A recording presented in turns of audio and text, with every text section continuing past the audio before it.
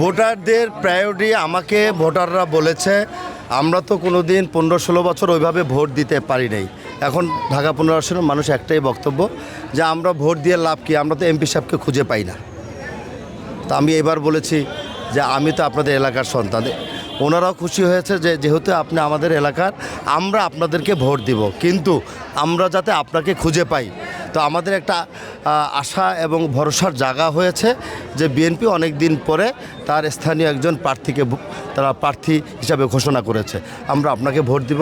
আমাদের কোনো রাস্তাঘাট কিংবা উন্নয়ন এটা নিয়ে আমাদের বড় কথা না। বড় কথা হলো আমরা আমাদের সমস্যার কথা যাতে গিয়ে আমাদের প্রার্থীর কাছে বলতে পারি। আমি আশাবাদী, আমি আমার জনগণকে, আমার ভোটারকে আমি বলেছি যে আপনারা আমাকে সহযোগিতা করেন, আমি আপনাদের পাশে থাকব। তারাও বিভিন্নভাবে খোঁজ খবর নিয়ে দেখতে পেরেছে যে আমি এইখানে ঢাকা 15 আসনে, আমার জন্ম মণিপুরে, আমাকে তারা প্রার্থী হিসাবে পছন্দ করেছে এবং আমাকে আশ্বস্ত করেছে আমাকে ভোট দিবে। আমিও আমার প্রিয় ভোটার এবং জনগণকে আশ্বস্ত করেছি আমি নির্বাচিত হলে অগ্রাধিকার ভিত্তিতে এলাকায় যে সমস্যাগুলো আছে আমি আপনাদের সাথে নিয়ে করব। হ্যাঁ, যুবকরা এবং ছাত্ররা, এই প্রজন্ম, তরুণ প্রজন্ম আমার কাছে একটা দাবি করেছে, যে এই দাবিটা অত্যন্ত যৌক্তিক দাবি। আমিও সেই দাবির সাথে একাত্মতা পোষণ করেছি। তাদের একটা খেলার মাঠ তারা আমাকে করে দিয়েছে। কোকো ও শিয়া বাটারের ইউনিক কম্বিনেশনে তৈরি Natura expert care body lotion স্কিনের ড্যামেজ হিল করে, ত্বক রাখে সফট ও ময়েশ্চারাইজ। লুকিয়ে আর কতদিন, বাই বাই ড্যামেজ স্কিন। আমি সেটা আমার ইস্তেহারে 15টা ইস্তেহার অঙ্গীকার আছে, সেখানে আমি অলরেডি সেখানে ইস্তেহারে লিপিবদ্ধ করেছি।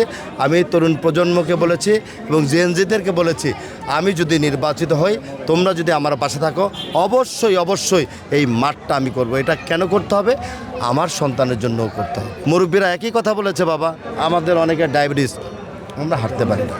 আমি এই কারণে খেলার মাঠ, যুবক এবং মুরব্বী সবার জন্য এটাকে অগ্রাধিকার ভিত্তিতে করব। কবরস্থান, এখানে মানুষ মারা গেলে কবর দেওয়া যায় না, পারিবারিক গোরস্থান ছাড়া কিছুই নেই। আমি আশ্বস্ত করেছি এবং অঙ্গীকারে ইস্তেহারেও সেটা আমি অলরেডি বলেছি, আমি অগ্রাধিকার এই কাজগুলো আমি করব। রাস্তাঘাটের অবস্থা দেখেছেন না কি? এটা সিটি কর্পোরেশনের কাজ। আমি সিটি কর্পোরেশনে যদি নির্বাচিত হয়ে এমপি হিসাবে সিটি কর্পোরেশনে আমি প্রেশার ক্রিয়েট করে জরুরি ভিত্তিতে যেই কাজগুলো অগ্রাধিকার ভিত্তিতে করা প্রয়োজন, এই কাজগুলো যাতে জরুরি ভিত্তি করে সেটার জন্য আমি সমন্বয় করে এলাকা উন্নয়নমূলক কমিটি করে, উন্নয়ন ডেভেলপমেন্ট কমিটি যেটা করে, তাদের সহায়তায় আমি কাজ করাবো। গ্যাস একদম নাই, পানি তো বিভিন্ন অঞ্চলে একদম থাকেই না, বিশেষ করে রমজানের দিকেও নাকি থাকে না।